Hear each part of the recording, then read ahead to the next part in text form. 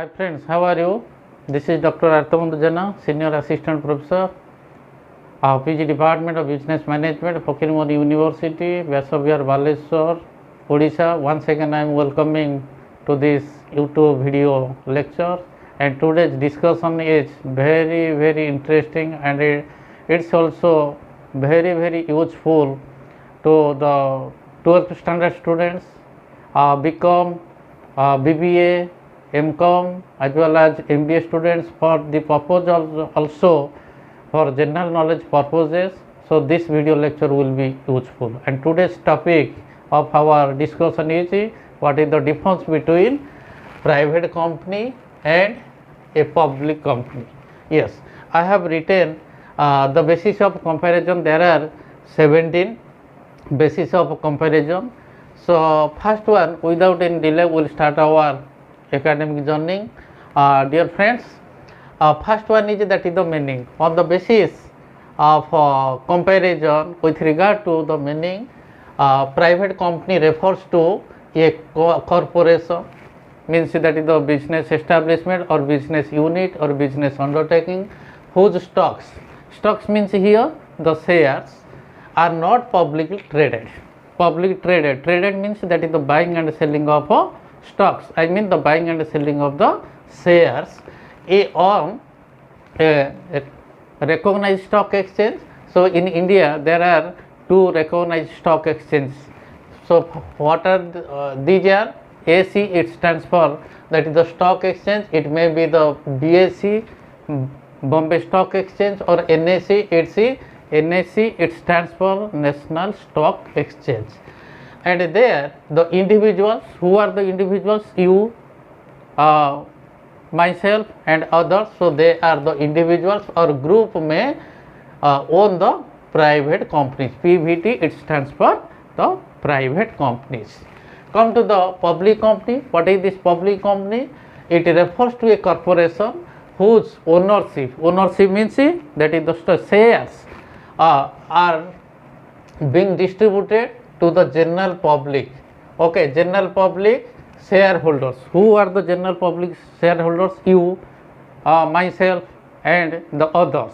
They will purchase the shares of a public company and through the public traded stock shares. Public traded stock shares, I mean in the BSE or NSE, these stocks are available. Any person or an individual can purchase or subscribe the shares. Okay, come to the second one basis of comparison. It's the minimum member. Okay, dear friends, to start a private company, so there are two members or most or two members are required to start a private company. Whereas in the case of public company, so there are 7 members, or 7 members are most, or 7 members are required to start a public company. Come to the third one basis of comparison. It's the maximum member.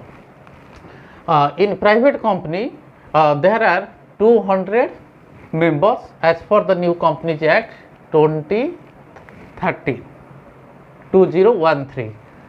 Again I am repeating, for a private company there are maximum 200 members as per the new Companies Act 2013. Earlier in the Companies Act 1956, so maximum member was 50. Right now it was enhanced to 200 members. Come to the public company, so maximum members are unlimited, even one share, one member. Okay, come to the fourth one basis of comparison, that is the commencement of business. Commencement means that is the starting of the company. The business of the private company, BUS, it stands for business. The business of private company can be commenced or can be started after getting the certificate of incorporation. So certificate of incorporation will be normally issued by the register of the companies. So certificate, after getting the certificate of incorporation, the private company can start its business. Come to the right hand side, public company. The business of the public company can be commenced or can be started after getting the certificate of commencement. Yes, dear friends, so there are two certificates. So the public company after getting the certificate of incorporation, then the public company will make the advertisement through the prospectus to sell its share. After getting the right amount as per the Companies Act, then the registrar of the company will issue the certificate of commencement. So, commencement of a certificate is not necessary to a private company. Okay. So, it is also once again I am repeating, certificate of incorporation. After getting the certificate of incorporation, then the private company can start its business, whereas after getting the certificate of incorporation, then the public company will issue the prospectus to the general public for subscription its shares.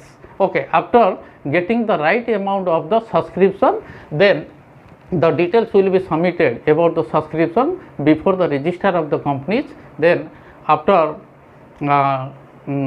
scrutinizing the minimum subscription, then the registrar of the company will issue the certificate of commencement. Okay.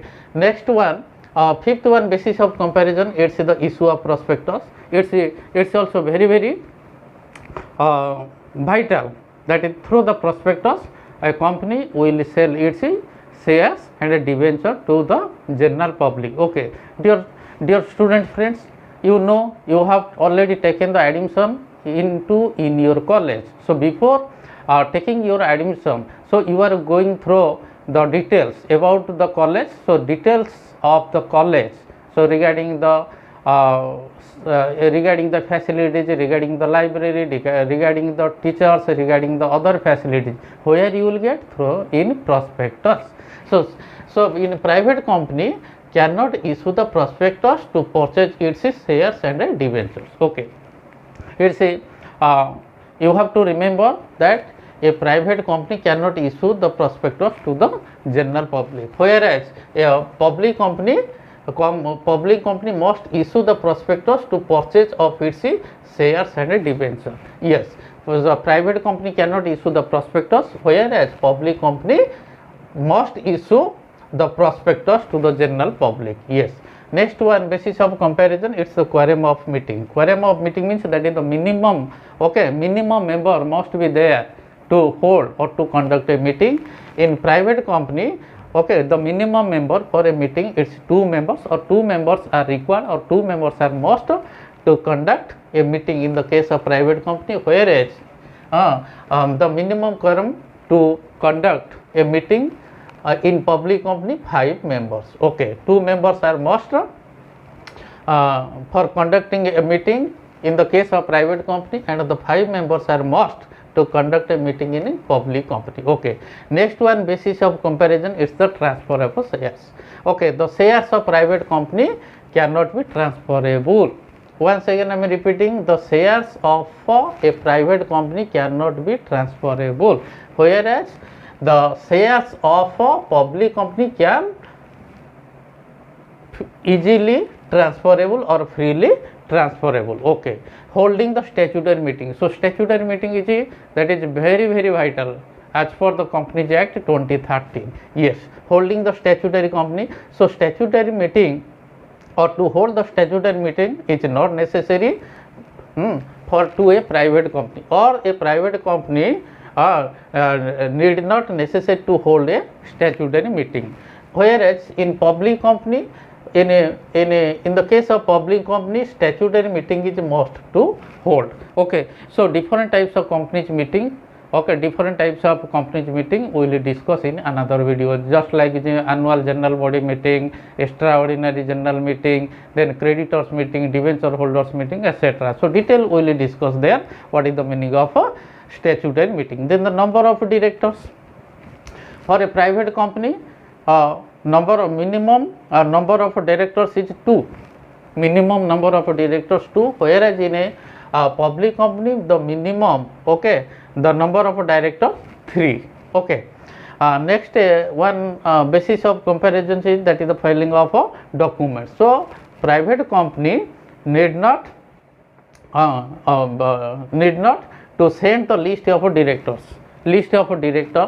their consent to be the director in a private company and underwriting agreement etc. to the register of the company. So what is the meaning of underwriting? Underwriting, it's a agreement on subscribed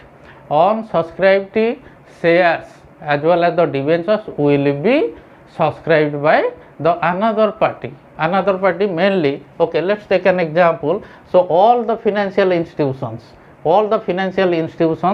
as well as that is the individuals or the corporate customers, so they may be the underwriter in the case of, let's take an example, ABC companies. So ABC company will issue the shares to the general public, suppose 1000 shares. ABC company will issue the 1000 shares to the general public. Yes, if the general public will have purchased 800 shares and the difference 200 shares, so who will subscribe? The underwriter will subscribe. Okay, will subscribe. So it's known as that is the underwriting. And normally the financial institutions, so they are the underwriter so far as in Indian financial system. Okay, but in the case of public company, the public company must submit the list of directors, so their address, so their consent to be the director of the public company, underwriting agreement which I have already told you by citing the suitable examples etc. to the register of the companies. Yes, then next one, basis of comparison, it's the use of word limited. So the word private limited must be used at the end of the company. Yes, so easily by using the word limited, easily you can know or easily you can compare whether the company is a private company or whether a company is a public company. Whereas in the case of a public company, only the word limited must be used with the name of the company. Yes, the same example, suppose ABC, okay, ABC company limited. So it is the public company. Suppose ABC PVT means private company limited. So easily you can know whether a company is a private company or the public company. At the end of a company, if the PVT private limited is used, so you can or you will know that this company status is a private company. Yes, come to the next one, is that is the subscription of shares. Subscription shares in a private company, the public cannot subscribe the shares. I mean the public cannot purchase the shares. Whereas in the public company, the public can easily subscribe the shares.